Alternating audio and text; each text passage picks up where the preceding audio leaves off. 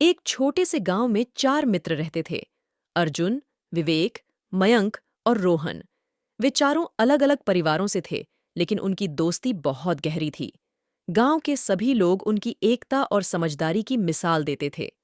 गांव के पास एक घना जंगल था, जहां एक पुरानी कथा प्रचलित थी कि जंगल के बीचों बीच एक अनमोल खजाना छिपा हुआ है। चारों मित्रों ने यह निश्चय किया कि वे इस खजाने को खोज निकालेंगे।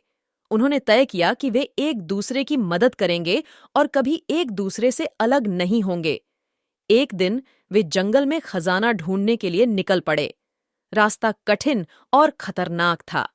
कई बार ऐसा हुआ कि उन्हें लगा कि वे हार जाएंगे, लेकिन उनकी एकता ने उन्हें हर बार संभाल लिया। पहली कठिनाई उनके सामने एक गहरी खाई के रूप में आई। अर्जुन ने सुझाव दिया कि वे एक मजबूत रस्सी बनाकर इसे पार करें। उन्होंने जंगल से लताओं और बेलों को इकट्ठा करके एक मजबूत रस्सी बनाई और सफलतापूर्वक खाई को पार कर लिया। आगे बढ़ते हुए उन्हें एक खतरनाक सांप का सामना करना पड़ा। विवेक ने अपनी बुद्धिमानी से सांप को बिना नुकसान पहुंचाए दूसरी दिशा में भेज दिया। जंगल के और भीतर जाते हुए उन्हें एक विशाल चट्टान मिली जो उनके रास्ते को रोक रही थी।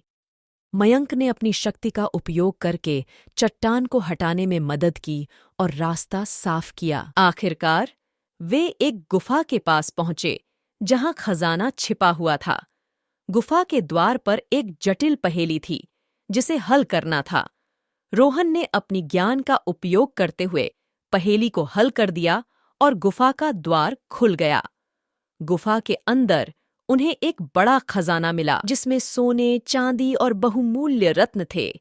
वे खुश हो गए और खजाने को गांव ले जाने लगे। गांव पहुंचकर उन्होंने खजाने को सबके साथ बांटा और पूरे गांव का विकास करने का निर्णय लिया। इस तरह उनकी एकता, बुद्धिमानी और शक्ति ने उन्हें न केवल खजाना दिलाया, बल्कि गांव के विकास और समृद्धि का मार्ग भी प्रशस्त किया।